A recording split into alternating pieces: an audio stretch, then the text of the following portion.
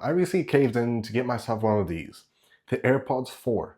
And I've been using them for the past week, and I've noticed quite a few things that I think you should definitely know before you decide to buy these for yourself. Not just that, but I'll also cover the difference between this and the active noise cancelling versions, which I might kind of consider, which is a bit odd. So let's talk about it. Now, first thing I do want to really cover with the AirPods 4 is the comfort and design.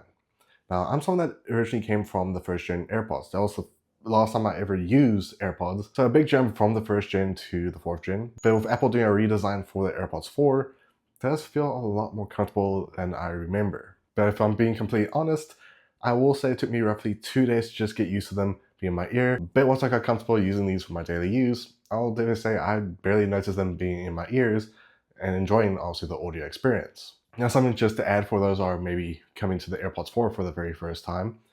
There is a little trick you can actually do to just make sure they don't fall out. Because I did have an issue with the left side of the AirPods where they would keep on falling out, but I found a way to actually make sure they don't fall out.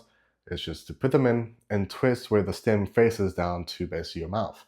And that actually feels more secure, but does actually feel a lot more comfortable compared to doing it to a standard fit. So if you do plan to get these, do keep in mind, just do that little tweak. It can definitely help your comfort with these in your ears. But now let's actually transition to the audio side of the AirPods 4, because that's the main reason why you're watching this video, is to know if they sound any good for your standards. Now, just to mention, these do include the H2 chip, which does help amplify the audio experience that you get with the AirPods 4. It's able to deliver clear audio, crisp audio, and also can do so much more that we are going to be covering in this segment. And just to mention, the chip that is found with these are also the same chip that is found in the Pro 3. So yes, you are actually getting some hardware that is found with the Pro line of the AirPods. But with me using these for the past week, I've been using them for music, watching videos, watching some movies, and also try them out with some gaming. Which I'll explain how I actually managed to do that, but using these for music is pretty impressive. Now, I've been using all different settings, different modes, with adaptive EQ, which I'll do say, best way to describe adaptive EQ is depending on your environment depends on how I'll adjust music to your liking. But it can be a bit annoying in some cases, which is kind of why I turn it off for my own personal use. But besides that, it does of course have spatial audio, which I've also used a few times listening to music, which actually sounds pretty good. Now there are actually two different settings when it comes to spatial audio. You have fixed, and then you have head tracking. Now when it comes to fixed, is your baseline spatial audio. So obviously you'll get a proper effect when it comes to listening to music, where you'll hear drums to the left side, guitar on the right side, and also the vocals straight in front of you. I'm really impressed at how well these actually deliver spatial audio. But when it comes to the head tracking function with the AirPods 4, it is very strange to just add. The best way to describe it is if you are looking straight ahead, once you have it enabled, and you move your head around, I'll basically keep the audio coming from where you originally were looking at. Now let's say if you do look to the left side for a bit too long, it'll adjust the audio to come from that direction. Now the best way I would really recommend using the head tracking is if you are going to be watching a movie via Apple TV or watching via a MacBook device. So that can be very useful for shows and movies. But if you are just wanting to listen to music, I do suggest to at least just have it on fixed spatial audio. But let's just veer away from music and rather to my experience using these for watching shows and movies. Now I have actually tested out watching Netflix, then obviously watching exclusively on Apple TV. And there is definitely a big difference if you are going to be using Apple services such as Apple TV Plus. And I mean, audio experience watching Ted Lasso, which I'm currently rewatching because there's another season coming out soon, it sounds pretty good when it comes to the audio. And again, as I said, head tracking is going to be very useful for if you're watching shows or movies, because it does technically replace if you have bad speakers on a monitor or if you have no speakers on your monitor at all. And as I said, if you do have a good fitting with your AirPods, it does feel like they are not even there. But just to veer off to gaming, which yes, I found a way to actually use these for gaming. Now, the way I actually did that was using OBS, because I do live streaming, so I thought, you know what, let me test it out with gaming audio. And I was not disappointed at all, especially with me playing campaign for Call of Duty Modern Warfare 2019, which sounded pretty good using the AirPods 4. Now, of course, there is one downside of me using OBS for my gaming audio with the AirPods 4 is the delay. Because if I switch to any other title, for example, Fortnite, or anything that is more online and focused, there is a slight delay. I would say roughly 5 millisecond delay when it comes to using these for gaming. But other than that, it still sounds pretty good. And do keep in mind, some Apple products do allow you to actually play some well-known AAA titles on a Mac device, so you can definitely use these for that gaming experience. But now let's just talk about some of the controls you can expect when it comes to using the AirPods 4, and also the difference between these compared to the active noise cancelling versions. Now, of course, with the baseline option, you just open them and you have your AirPods. But you'll notice on the stem of the AirPods, there is a little groove. Now, those are the haptics that Apple has included to allow you to control, obviously, your audio or even accepting calls.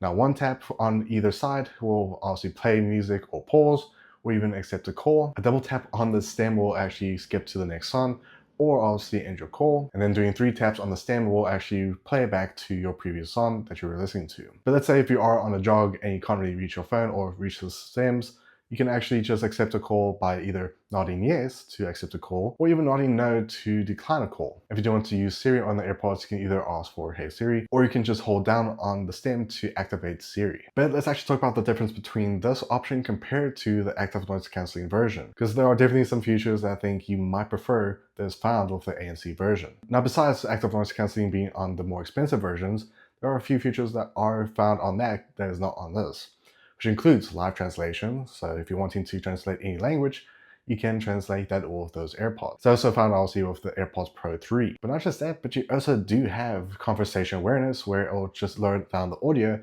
so you can actually listen to someone that is trying to talk to you, or if you're trying to have a conversation. And of course, what's also interesting that is found with the ANC version does have speakers that is on the charging case itself. So if you do, for example, lose your AirPods, with Find My, you can actually easily play your audio, which makes it a lot easier for you to find your AirPods. But not just that, but the ANC version does include wireless charging using an Apple Watch charger, so that is definitely something I wish I had, but unfortunately this one doesn't have. And of course, another big difference between these two is the baseline version costs $129, whereas the ANC version costs an extra $50. So essentially it comes down to if you're wanting to spend that extra $50 for all those more unique features that might enhance your audio experience and just general experience with AirPods. But something I do want to add is battery life for the AirPods 4. Now on the website, Apple does claim about 5 hours on one charge for just the earbuds.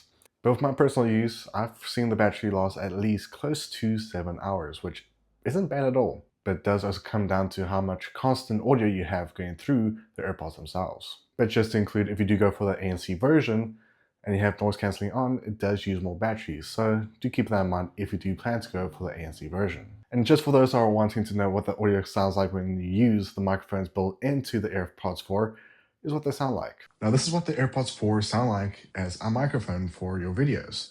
And you can also use this for FaceTime and even voice calls. And this is just giving you an idea of what it can sound like when it comes to using these for your microphone.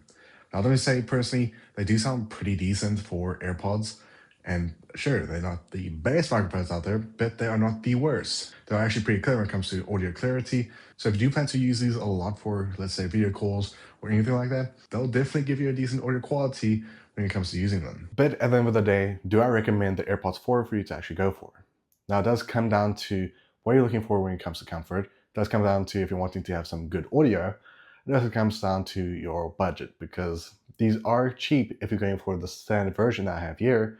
But if you do want to have all those fun features, you will be paying a little bit extra to go for the ANC version. But me personally, I will definitely say I have a good experience using these for my daily use, especially when it comes to video editing. And I'll say this again, once you get comfortable using these, they are a lot more easier to use.